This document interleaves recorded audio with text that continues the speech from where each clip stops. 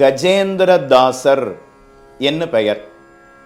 கஜேந்திரன், யானைக்காக பகவான் ஓடோடி வந்து அருள் செய்தானே, அந்த யானை சிறந்த பக்தன். அந்த கஜேந்திரனுக்கு தான் தாசன் என்கிற எண்ணத்தோட கஜேந்திர தாசராகவே அவர் வாழ்ந்து வந்தார். தகப்பனார் தனக்கு கொடுத்த சொத்து மொத்தத்தையும் நந்தவன கைங்கரியத்திற்காகவே அவர் செலவிட்டார்.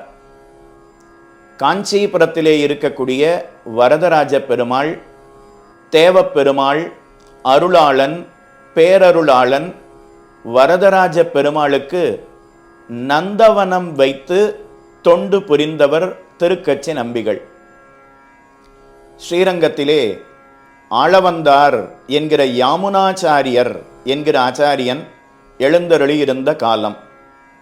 அவரிடத்திலே பல அடியவர்கள் வேதாந்தத்தினுடைய அர்த்தங்களையும் இரகசிய கிரந்தங்களினுடைய அர்த்தங்களையும் ஆழ்வார்கள் பாசுரங்களினுடைய அர்த்தங்களையும் அறிந்து கொண்டார்கள்.